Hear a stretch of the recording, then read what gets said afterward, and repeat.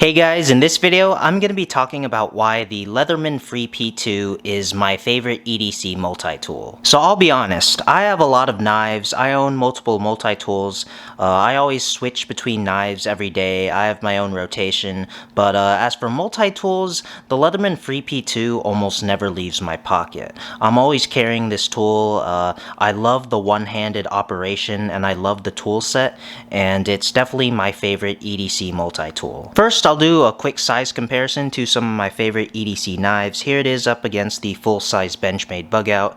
Here it is up against the Benchmade Mini Bugout. Here it is up against the Civivi Elementum, the classic version.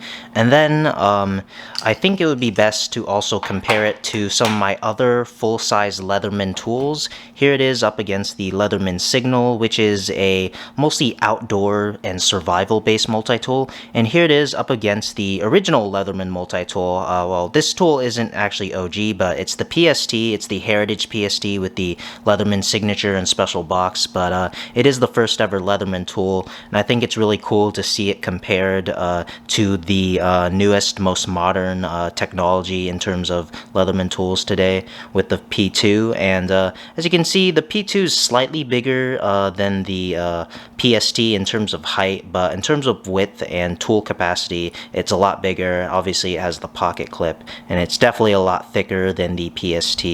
The Signal, it has its own special tool set.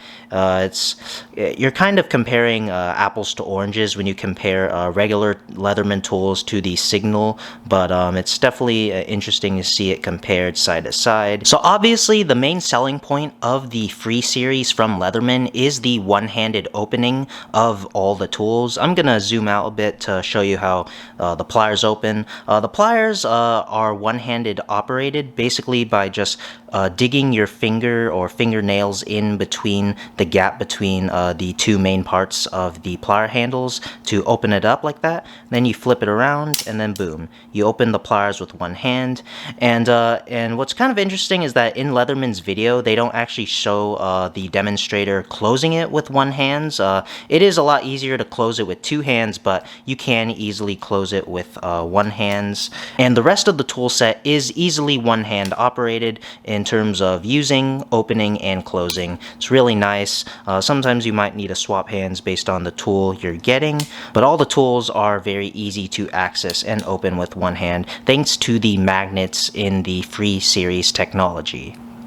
Flipping open the pliers is really fun. It's almost like you got a balisong, but instead of a knife, it's pliers. You can kind of do some classic tricks. Here, let me zoom out to maybe show you the trick better, but it's like you can do balisong openings with the pliers, but obviously it won't immediately open like a traditional balisong, because with the pliers in the Leatherman Free P2, you actually got to squeeze it, and then that's how you get the pliers and wire cutters. Obviously, you get the needle nose, you get the regular pliers, you get both hard and regular wire cutters that are replaceable, which is awesome, and then you also get the wire crimper in the other side. And obviously all the tools are outside accessible, so you don't need to open up the tool in order to get them out like traditional Leatherman tools. You got the 420HC combo edge blade, you got flat edge and serrations, you got the spring action scissors. Scissors are definitely one of my most used tool on any of my multi-tools. One of the biggest reasons why I don't carry the Signal, other than the fact that it's mostly outdoor based and I don't really need most of the tool set, is because it doesn't have scissors. And then the original PST also doesn't have scissors, which is kind of disappointing. So honestly, if a multi-tool doesn't have scissors, I don't really want to carry it.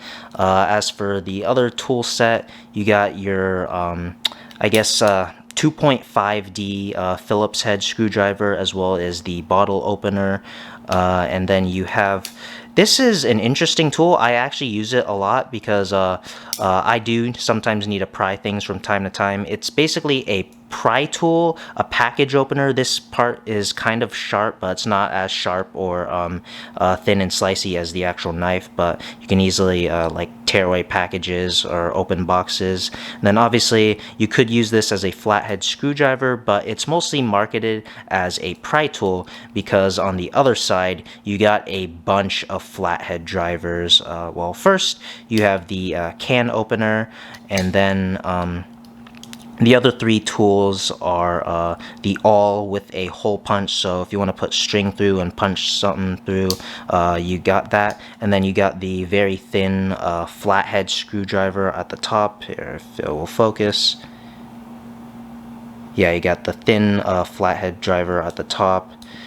And then the other two tools, well, you actually have a dedicated like medium-sized flathead screwdriver right here. You also get a small depth gauge with both inches and centimeters. Obviously mine's a little dirty, but that's what I get for carrying this all the time and constantly using it. You also have a small little wire stripper. I don't use it that much. I'm not an electrician, but it's there if you need it. Obviously you get a thinner flathead driver than the pry tool. And then lastly you get the file. You got the crisp cut on one side, and then the I don't know, like just the straight design on the other side, as well as yet another flathead driver at the top.